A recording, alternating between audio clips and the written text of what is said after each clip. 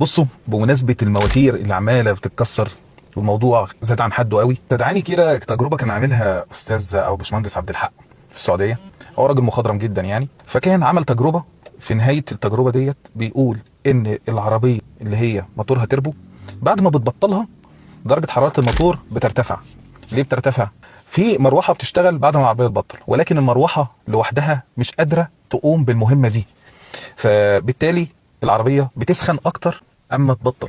وده غريب يعني شويه، او انت عقلك ممكن ما تقبلوش بسهوله، بس مسار الميه بيقف مجرد العربيه بتبطل، لان ترمبه الميه بتقف، فبالتالي العربيه بتبدا درجه حرارتها ترتفع. وهنا ما طرحش حل، يعني هو قال المشكله وقال لك المواتير الجيده تقدر تستحمل الموضوع دوت وتقدر تتاقلم معاه وهيعدي الموضوع. وهو كان بيرد ساعتها على مقوله بتقول ايه؟ بتقول لك اما تيجي تقف بالعربيه سيب العربيه دايره شويه. وكان رده هل والعربيه واقفه وهي دايره العربيه مش هتسخن؟ وده كلام منطقي فعلا، العربيه ولو هي دايره وهي واقفه هتسخن.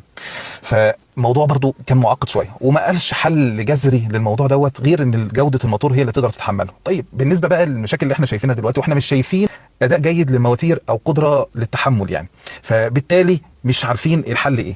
بصوا، يعني انا هقول حل بس هو انا ما جربتوش، بس منطقيا كده هينفع، يعني طبيعي كده هينفع، وبعدين تجربته هتبقى صعبه قوي، ده عايزه حاجه زي بحث علمي كده وناس قائمه ويبداوا يشوفوا، والموضوع هيبقى صعب قوي يعني. كان في حاجه تانية استخدمناها قبل كده حل، اما العربيه بتسخن منك وانت عند منزل كوبري او في منعطف مش هينفع تركن، كنا بنشغل دايره السخن بتاعه العربيه، بحيث ان احنا نفتح للمواسير بتاعه الميه دايره السخن ديت عباره عن رادياتير بيبقى موجود تحت عند الكويل كده بتاع المكيف من جوه ورا التابلو بتاع العربيه. الرادياتير دوت بيبقى ما فيهوش ميه خالص، ميته بتيجي منين؟ بتيجي من ميه الرادياتير، ميه التبريد اللي بتاعت العربيه ذات نفسها.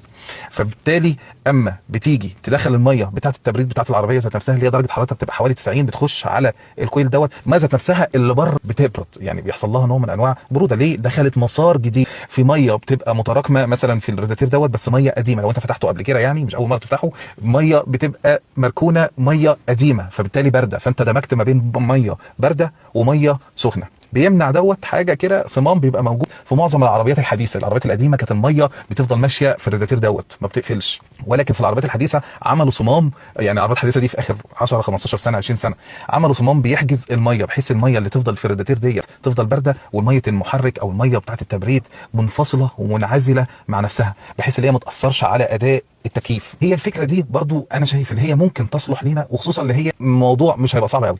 بنيجي تبطل العربيه محركات التربو، يعني لما تيجي تبطل العربيه ممكن تشغل التكييف على السخن لمده 10 ثواني وتبطل العربيه وهو شغال، وتقفل التكييف بعد كده ممكن، بحيث ان الصمام ده يفضل مفتوح مده قصيره، يعني مده مش طويله، يعني 10 ثواني ولا حاجه، عشان ما تلاقيش مشكله في قلب العربيه والميه تخش عليك انت او السخن يخش عليك انت ويعمل لك مشكله. ومش مهم تشغل يعني تخلي المروحه على اقل درجه، لكن هتخلي السخن بتاعك هو اللي شغال باقل درجه مروحه. انا عايز كل اللي انا عاوزه ان الصمام دوت يخش، بحيث اللي هو يسحب الميه السخنه لما تيجي تبطل العربيه، وبهنا او بالطريقه دي منطقيا كده ان الميه بتاعه التبريد اللي جوه اللي بتسخن الموتور بعد ما بتبطل العربيه، ميه التبريد دي بيحصل لها تخفيض للحراره.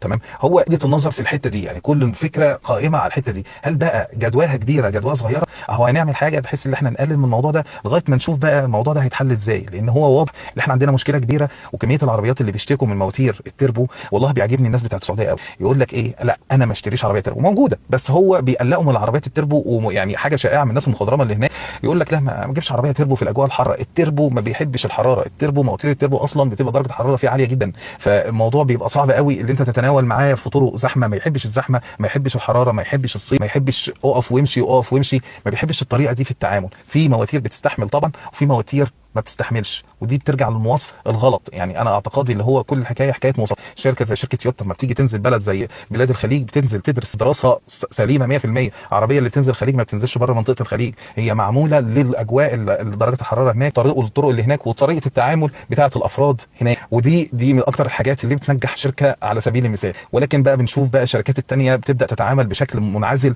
وما بقاش في دراسه للسوق اللي هي نازله فيه، فبالتالي بنشوف النوع دوت من انواع المشاكل اللي بتخلينا نقعد نفكر ازاي نخرج من مشكله كبيره ومش عارفين نحلها ومش عارفين نعمل معاها حاجه يعني. والقصه مش قصه بنزين على فكره، قصه بتاعه الموتور، لكن قصه البنزين وهو البنزين مش مظبوط وبتاع، لا الكلام ده كلام عاري عن الصحه يعني. بدليل يعني جات لي رساله تقريبا يعني او كومنت، كانت واحده كاتبه ان هو يقول في شركه تمام، من عربيه من العربيات اللي بتكسر مواتير ومشهوره جدا يعني. المهندس اللي هناك بيقول لها ما تحطيش 95، حطي 92 عشان خاطر الموضوع يبقى احسن معاكي يعني. يعني ايه الكلام اللي انت بتقوله ده؟ بيقول لها البنزين بيبقى حامي على العربيه. ما ينفعش الكلام دوت. انت ما بتيجي تصمم موتور بتشوف نسب الانضغاط بتاعته، وحسب نسب الانضغاط بتاعته بتحدد توقيت الشراره وبتحط البنزين معين توقيتين معينه، تمام، زي ال 95. ما ينفعش انت المصنع اوصف حاجه وترجع انت تغيرها وتقول لا انا احط 92 عشان حامي عليها، وبعد كده تيجي في عربيات ثانيه موجوده برده عندك في نفس التوكيل في نفس المكان بس عربيات ثانيه يجي يقول لك لا ما تحطش 92، حط لي 95 عشان تمنع صوت التسقيف.